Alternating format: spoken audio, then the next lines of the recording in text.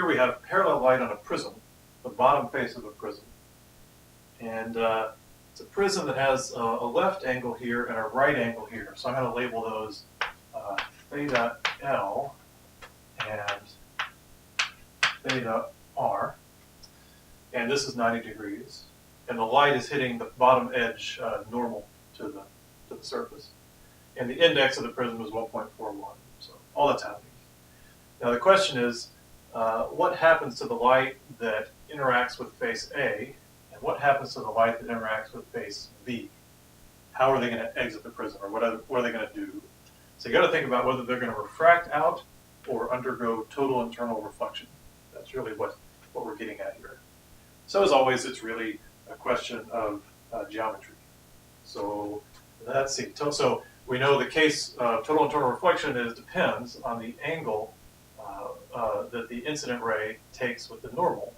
And when you're going from a high index to a low index, there's a chance that it will actually not refract out at all when the angle is just right. So let's look at it. First, let's look at this bottom one and see if we can get the angle of incidence. Right? So if the rays hit normal to an interface, they keep going normal. So I'm just going to draw this one. And it's going to go straight up, hit that interface. Now we draw the normal of that interface. Oops. Let's see it like that. And we want that angle right there, the angle of incidence. So in this case, the geometry works in our favor. That is just theta L. Okay? So for this ray, theta I equals theta L. And you can kind of see it because this is a right triangle here, and this is normal. Right?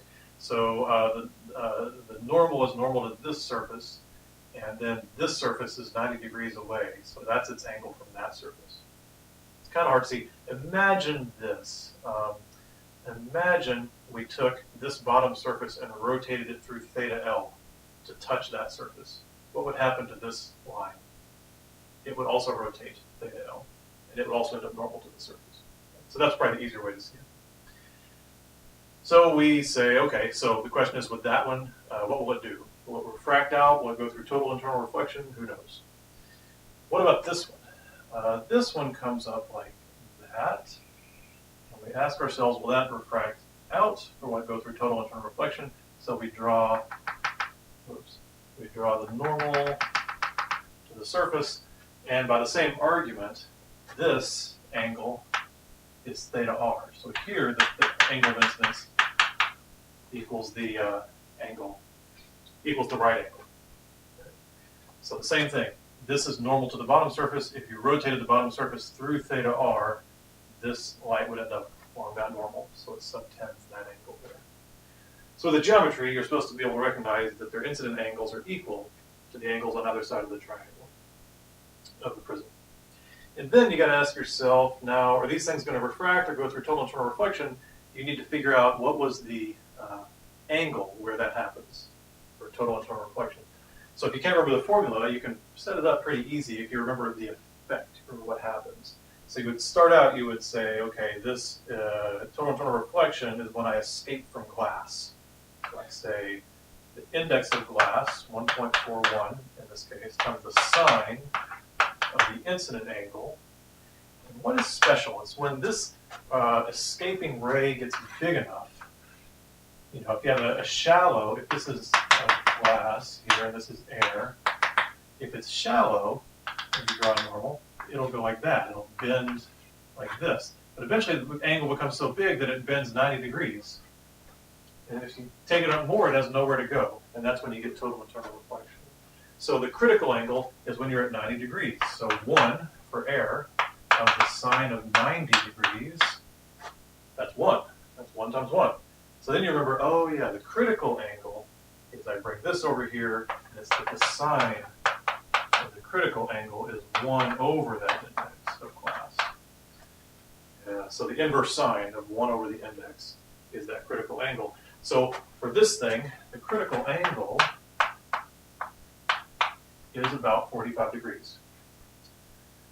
So now we look at these and say, if they're smaller than 45 degrees, they'll refract out. Right? If they're greater than 45 degrees, it'll go through total internal reflection. And you could argue you can't tell because you weren't given any numbers, but you were told that, that theta r is much bigger than theta L, obviously the way I drew it. And it's at 45. So if this is bigger than this, what's one more thing that we know? Let's see, since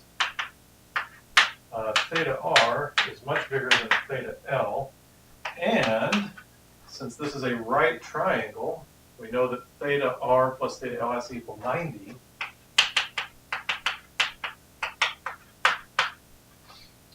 All right, then the only way that works is that theta r has to be greater than 45 degrees. Theta r is greater than 45 degrees. The way I drew it here, theta r, I drew it roughly 30 degrees on the left and 60 on the right. When they say much greater, that means this is probably like 5 degrees. So 5 degrees here, 85 degrees here. 85 degrees here, 85 degrees here. Much bigger than 45. So the answer you're looking for is that A refracts out because it is a small angle, smaller than the critical angle, and B shows the total internal reflection because it has to be greater than 45.